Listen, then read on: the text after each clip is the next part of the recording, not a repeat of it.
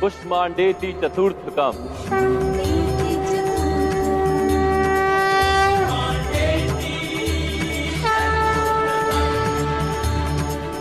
ओम या कुंदेन्दु तुषारहार धवला या शुभ्रवस्त्रावृता या वीणा वरदंड मंडितकरा या श्वेत पद्मासना या ब्रह्माच्युत शंकर प्रभृतिर्देवे सदा वंदिता सा मां पातु सरस्वती भगवती निशेष जाड्यापहा।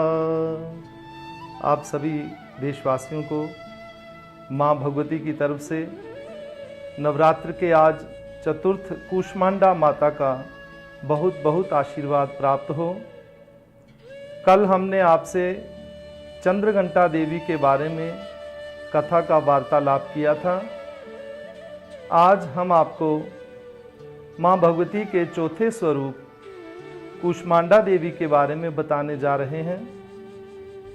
चतुर्थ नवरात्र के दिन बड़ी श्रद्धा और विधि पूर्वक जिस प्रकार आत्मचिंतन करके योगी लोग अपने ध्यान में माँ भगवती का चिंतन करते हैं, उसी तरह इस कूष्मांडा देवी का बुधवार के दिन आविर्भाव हुआ था, जिसे शास्त्रों में भी वर्णित किया गया है।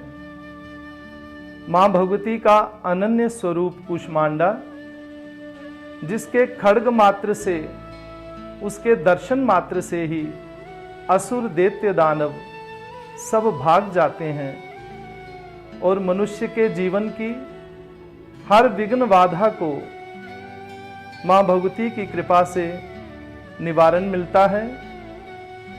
चतुर्थ नवरात्र के दिवस मां भगवती के श्री दुर्गा सप्तशती के तृतीय और चतुर्थ अध्याय में श्री मार्कंडेय पुराण के अनुसार मां भगवती ने सभी असुरों का किस प्रकार से संहार किया, उसके बारे में जरा विशेष से बताएंगे।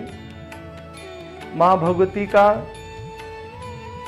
अनन्य स्वरूप जो अपने भक्तों को सदा ममता और प्रेम ही निवारण करता है तथा दुष्ट दैत्यों का संहार करने वाली मां भगवती कूष्मांडा सदैव अपने भक्तों पे कृपा करती रहती है।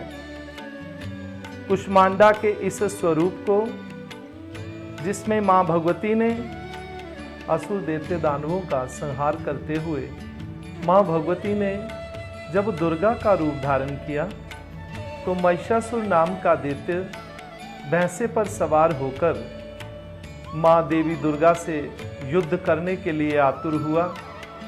सभी देवताओं की विनम्रता पूर्वक प्रार्थना से मां भगवती ने सिंह पे सवार होकर 18 भुजाओं के साथ उस राक्षस महिषासुर के साथ बहुत समय तक युद्ध किया। जब सभी दानव परास्त हो गए तो मां भगवती उस महिषासुर को अपने त्रिशूल से जिसका वध करती है, उसी के नाम से महिषासुर मर्दिनी जानी जाती है। श्री दुर्गा सप्तशती के तृतीय व चतुर्थ अध्याय में मां कूष्मांडा का यही वर्णन मिलता है। मां सदा अपने भक्तों पर ममता और प्रेम लुटाती रहती हैं।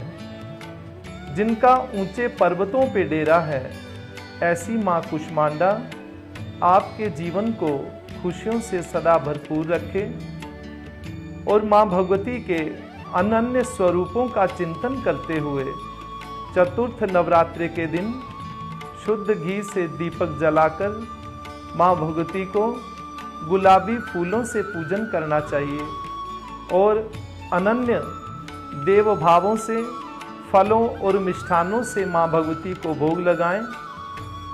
निर्जल व्रत करने वाला इस कूष्मांडा देवी से अनन्य शक्तियां प्राप्त कर लेता है।